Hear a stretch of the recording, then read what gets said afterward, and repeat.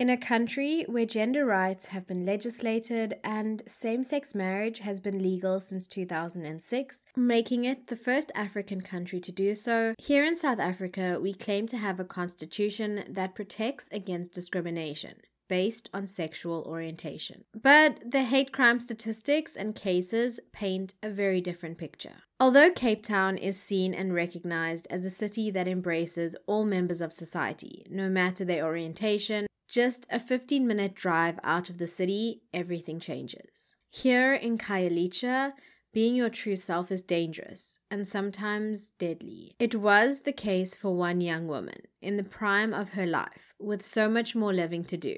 Her life was tragically and violently ended, for no other reason than pure contempt and hatred. This is a heartbreaking case of Zoliswa Nkonyana.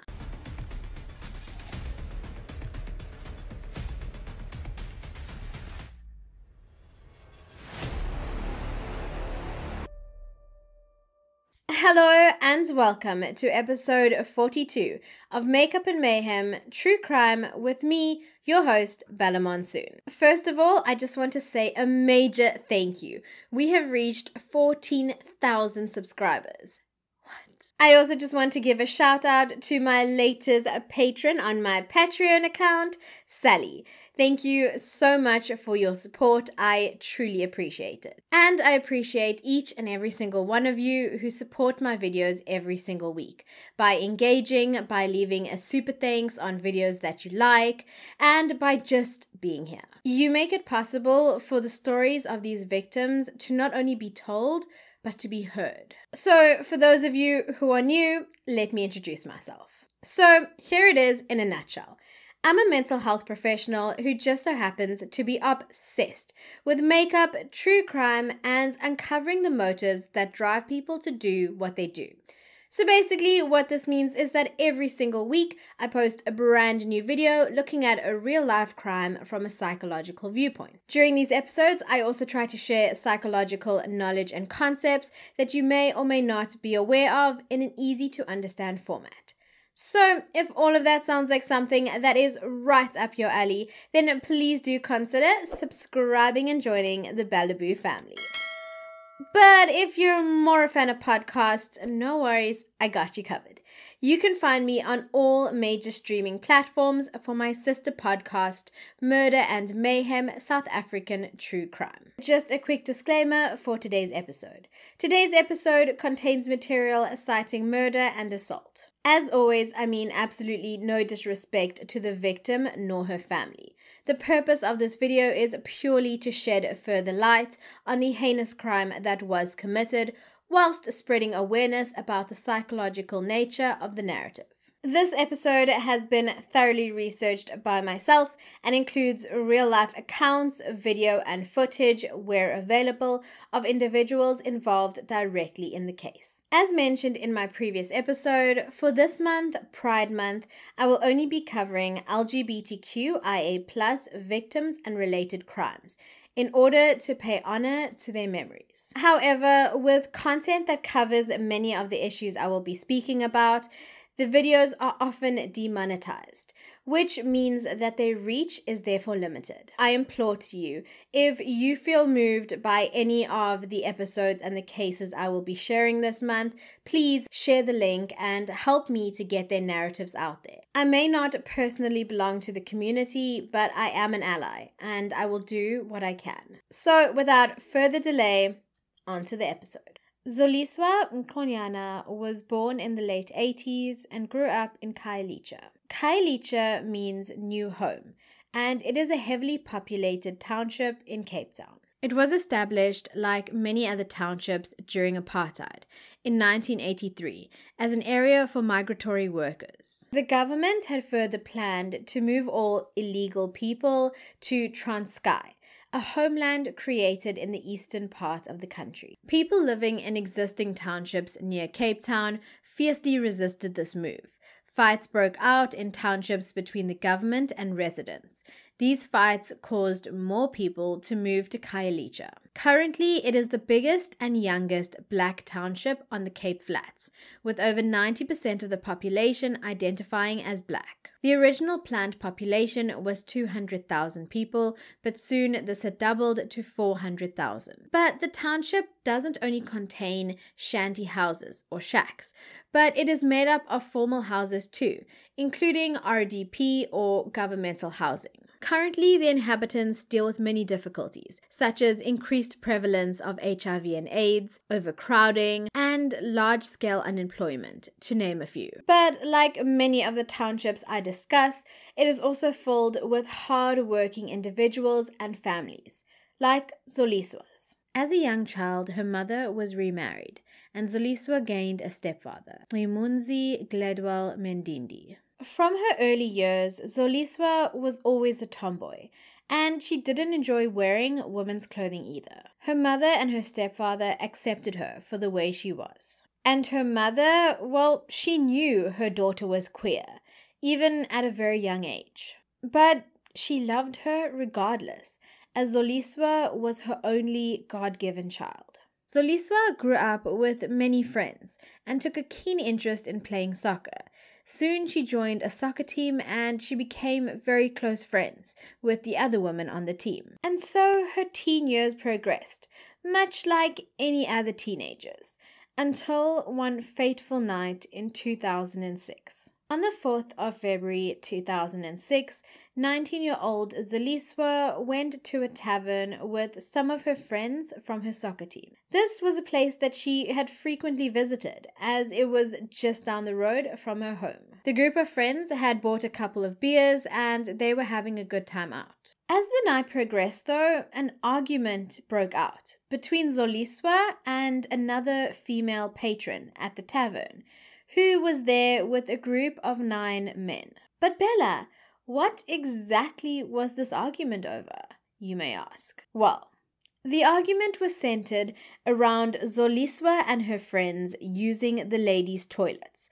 Although the women were female and identified as such, this was an issue to this patron, as Zoliswa and her friends were pretending to be tomboys and had therefore lost their right to frequent the female restroom. This female patron and some of her friends then went on to state that lesbian women deserve to be raped and that they had no place living in the township. It was around this point that Zoliswa and her friend Pendiswa Mangala left the tavern to smoke outside. One of the female patrons part of that group would later testify that she had told the group of men that Zoliswa had tried to make a pass at her. It was at this point that even though Zoliswa and her friend had left the tavern, the group of 9 men had followed them outside.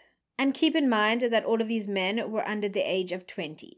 Lu Babalo Ntlabati, one of the men, had then punched Pendiswa in the chest, and it was at this point that the 2 women had separated and run in different directions. The men had decided to follow Zoliswa though, and what happened next was straight out of a nightmare. They had caught up to her next to a school, and as a later state witness would testify, begun clapping her.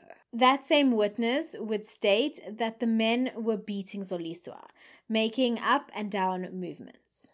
Her friend, Pendiswa, who had run in a different direction, had circled back and was watching this happening from between some houses, but very soon she was spotted and so she had run away. The brutality that occurred to Zoliswa next involved stabbing, stoning, clubbing with a golf club, and the most heinous abuse.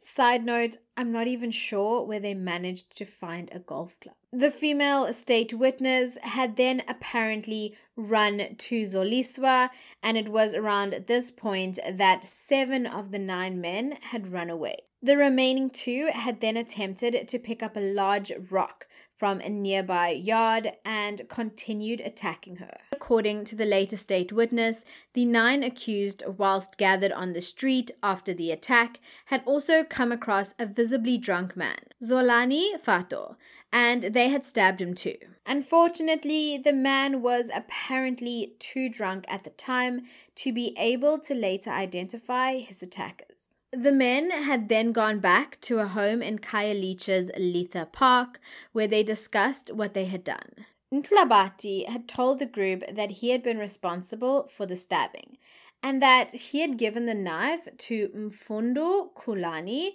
to finish her off. Zoliswa Nkonyana was left in the gutter, her lifeless body only 10 feet from her home. From the very start, it was clear that this case was not a priority to investigators. One of the detectives on the case had still not taken a statement from the sole witness 3 weeks after the murder, as, in his own words, he hadn't managed to get around to it yet. From law enforcement shortcomings to atrocious journalism, the way this case was handled was dismal, to say the least. The Sunday Times, a local weekly newspaper in South Africa, had covered Zoliswa's murder a few days after her death. Instead of a front-page headline, as they had initially opted for, the story was relegated to the inner pages of the newspaper. It also ran with a photograph of Zoliswa with her queer female friends. As a result of this news coverage, these women were targeted,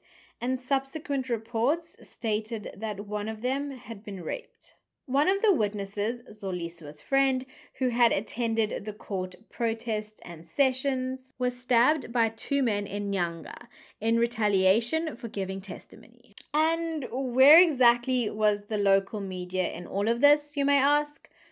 Well, they had only picked up the story after they had been bombarded by gay rights activists and groups. Oh, but wait, if this wasn't bad enough, in another journalism failure, an image of a key state witness was published without her permission. This subsequently resulted in her being forced to flee Cape Town for fear of her life. However, before she had fled, she had managed to identify the 9 perpetrators. All 9 men supposedly involved were arrested and charged with murder, as well as 2 charges of attempted murder each. All were under the age of 20 when they were arrested. A few were also apparently minors too.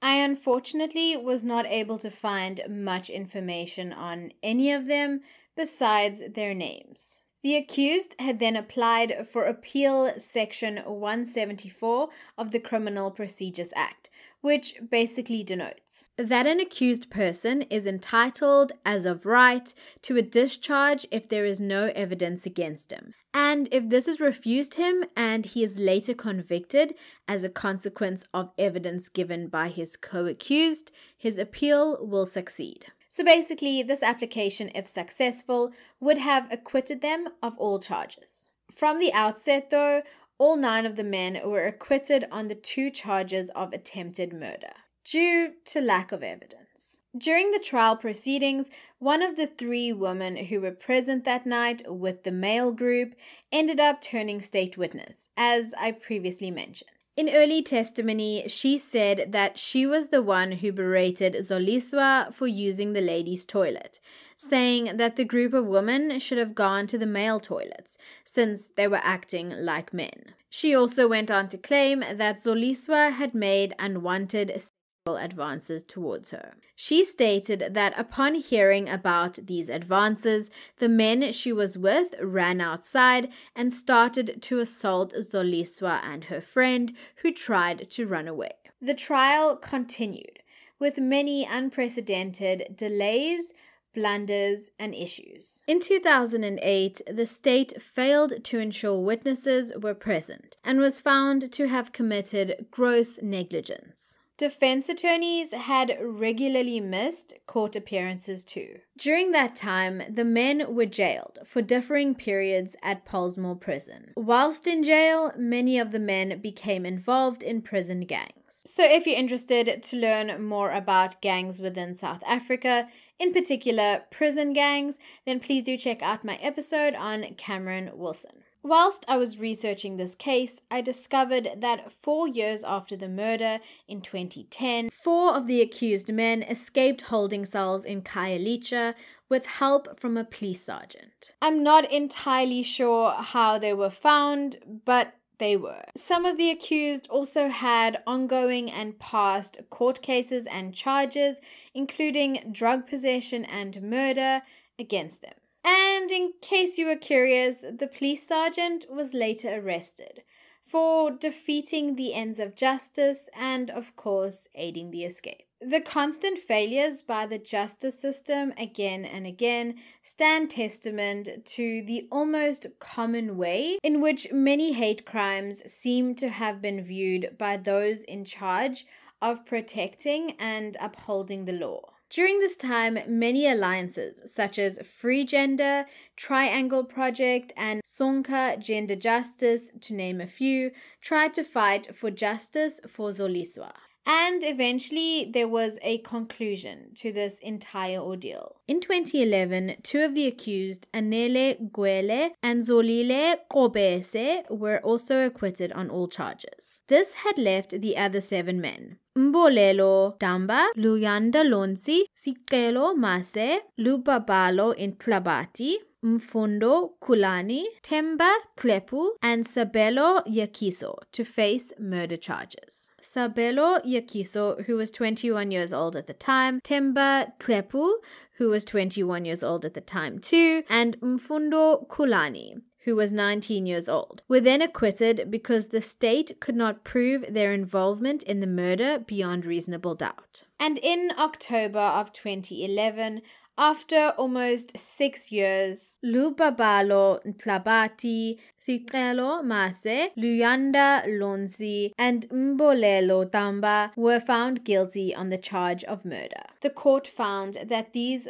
4 men were guilty of killing Zoliswa because she was living openly as a lesbian woman. The sentencing of the guilty men was postponed twice. During the sentencing hearings, the 4 men waved and blew kisses to women sitting in the court. Yeah, you heard me correctly.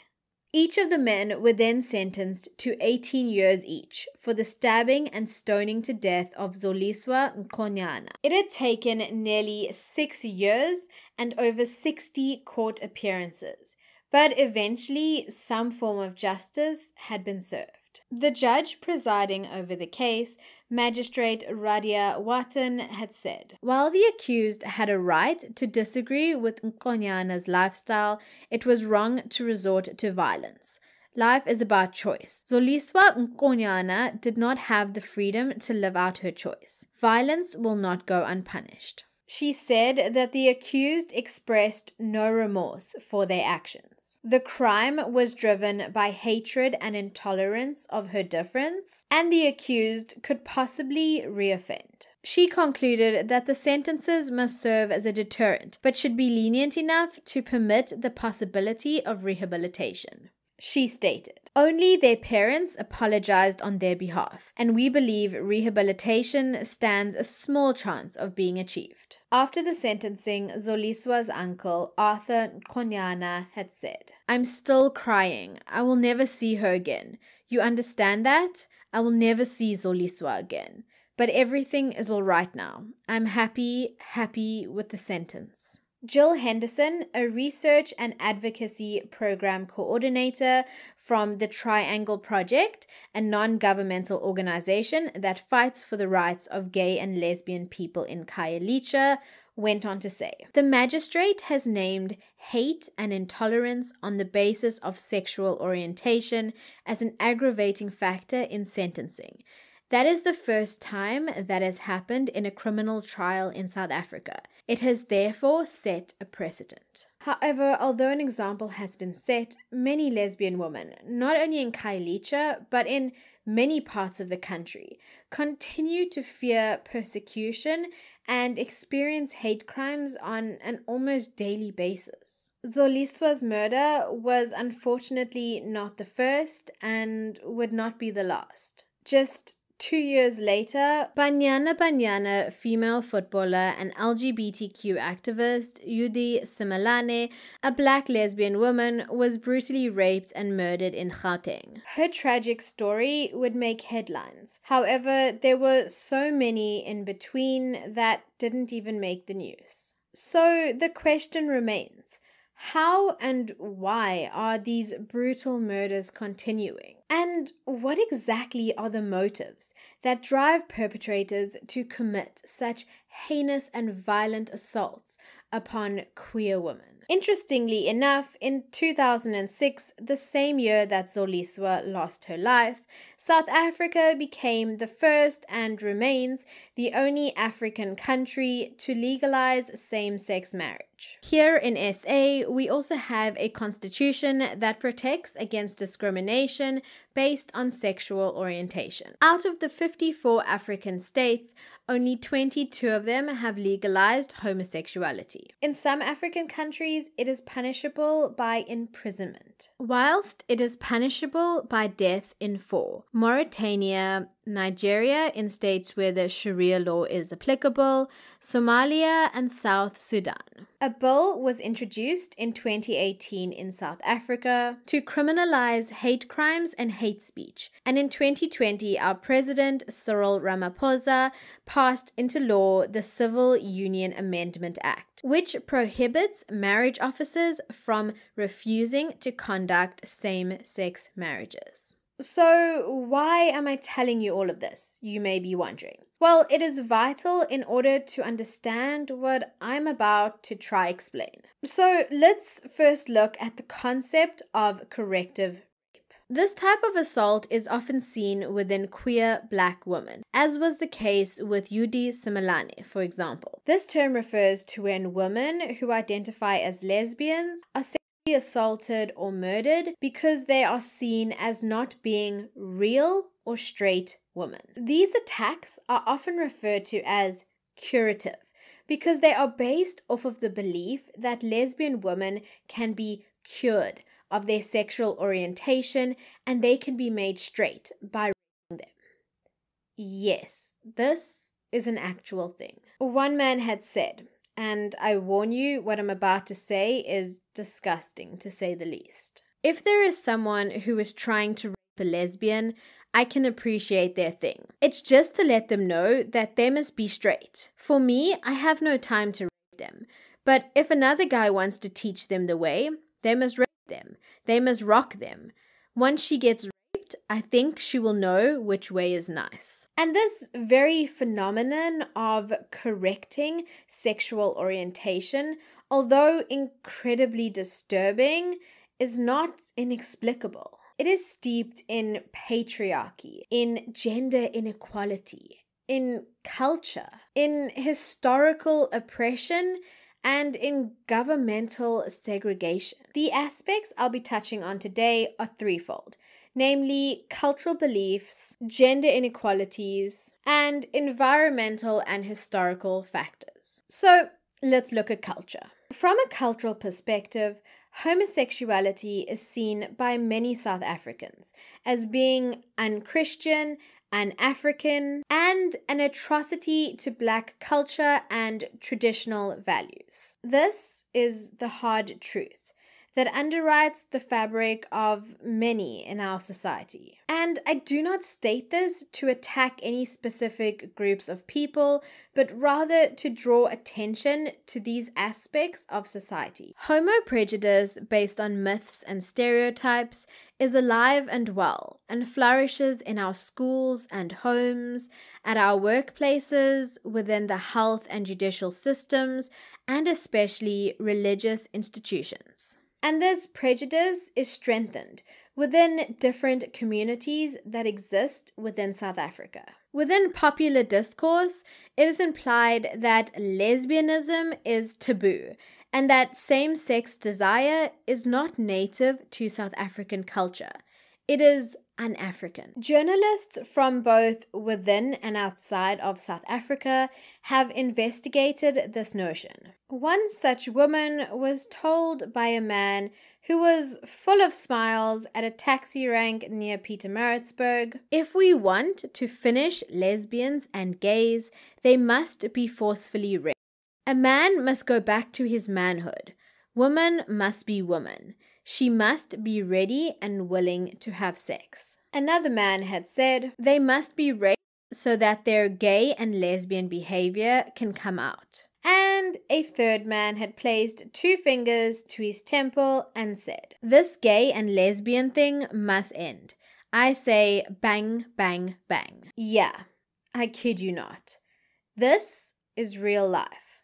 And this is the reality for so many. This understanding of being un-African is based on the idea that homosexuality was imported by the white people. It is therefore the other, and with it, so are any individuals who belong to the queer community. Within African culture, men are considered to be the financial providers, whilst women are the homemakers and caretakers. Women are expected to work for men or for the approval of men. This is the way it has been in the past, and this is the way that many would like it to remain. Many Black queer activists have spoken out on the impact and influence that culture and an ancient belief system has had on their daily existence, as it is often this group that experiences the brunt of the establishment. It is evident that patriarchy is deeply rooted within South African culture. LGBTQIA+ individuals represent a minority and thus are more susceptible to being denounced as abnormal or different. Within the cultural borders of South Africa, this perceived abnormality poses a threat to the heterosexual patriarchal norm. And it is unfortunately most often when women pose this threat that they are met with violence. Violence that is systemic within South Africa and unfortunately quite prevalent. Even within the queer community, women are always at a higher risk. Which brings us to gender inequality. With traditional values comes the deeply patriarchal beliefs of society. There is a strong belief that men have power over women and their bodies. And this is most definitely not limited to South Africa. This is also one of the main reasonings and factors that drive the heinous acts that I'm discussing. This branch of ideology, namely the patriarchy, asserts that women and men are not equal. The patriarchal roots of corrective rape is fielded by the assumption that a lesbian's sexual orientation is due to her not having previously experienced a satisfying encounter with a man. A female queer victim had said of her ordeal, "They said to me, 'After everything we're going to do to you, you're going to be a real woman, and you're never going to act like this again.'" And her experience is unfortunately not rare or uncommon. And many others' experiences, like hers, have been documented over the years by various researchers and authors. This belief system is steeped in the notion that somehow the existence of queer women is directly correlated to their relationship to men. The idea of lesbianism is a threat to male dominance and power. This leads to some men feeling as though they are being challenged to exert their power, which, when not displayed physically, is often displayed through sexual actions. And this exertion is often particularly violent. And it is the Black lesbian women from townships who already face so many disadvantages that find themselves particularly at risk. There are no known patterns associated with violent attacks on Black lesbians. They occur at homes, on streets, at social spaces, at taxi ranks, and even inside taxis, both during the day and at night. Surrounded by the African culture of their community within their direct environment, these women challenge the norm, whilst lacking access to sufficient support systems and already facing limitations as well as economic and social discriminations. A study from the gay rights group Triangle in 2008 revealed that whilst 44% of white lesbians live in fear of sexual assault,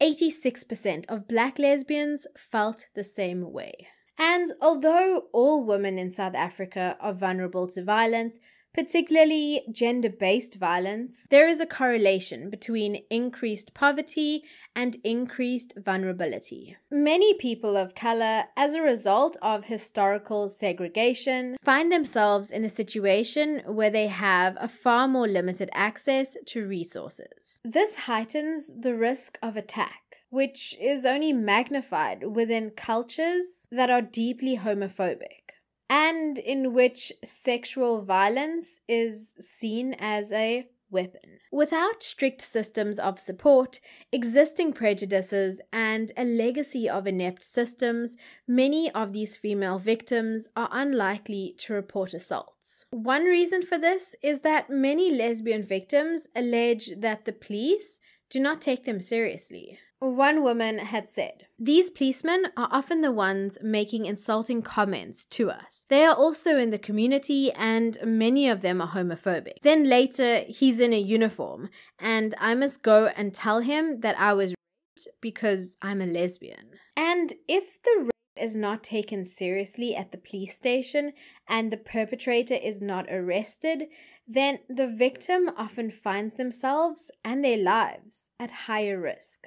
Case in point, Zoliswa's friends who were published in the photograph in the newspaper, who found themselves in high-risk situations, some with tragic consequences. There have also been instances where segments on LGBTQIA+ assaults within vulnerable populations have been featured on television and network shows, which results in an increase rather than a decrease of homophobic attacks. What serves to aid these high rates of assaults are not only the dismally low arrest and conviction rates, but also the assumption that the perpetrators will not be punished for their crimes. This results in an increase of men committing acts of violence, often with the belief of no repercussions. And the evidence backs this up, as very few cases of against lesbian women have ever resulted in convictions. This once again strengthens the notion of crime without consequence.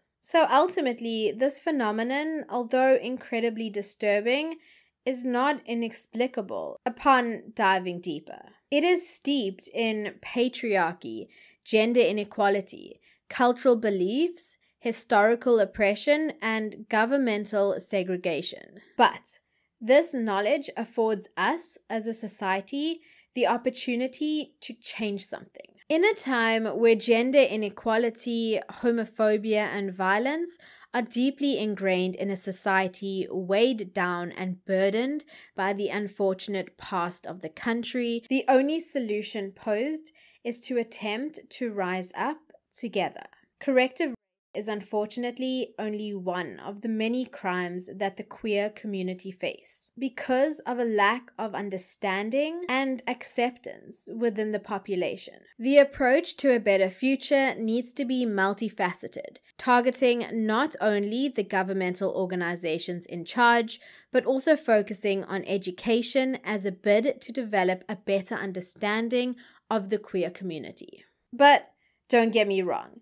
Change must start at a governmental level. There needs to be defined hate crime legislation, education policies for both state agents and school children, as well as funding for civil society and attorneys who are able to protect these LGBTQI rights. Stronger action needs to be taken against discrimination and violence towards the queer community. And that action needs to be taken by you and I as a community. Queer or straight All of us must stand together to share a message of equality. Those in the most vulnerable places are trapped by a collective oppression of sexism, heteronormative values, homophobia, and patriarchal structures. And their cases are the ones that often fail to make the news, time and time again. I mean, did you even hear about Zoliswa's case before this episode? There is but one photograph of Zoliswa Nkonyana that is always used. And that is perhaps symbolic of who she was and how she was valued in her death. She was no celebrity. She was an ordinary woman who breathed the same air as you and I. A woman who had talent. A woman who had friends and family who cherished her.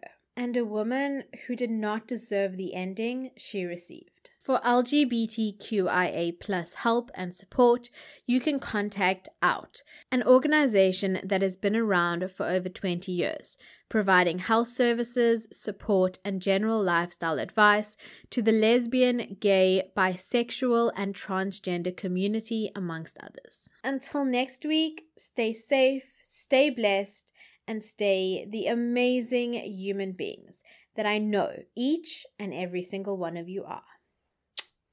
Bye!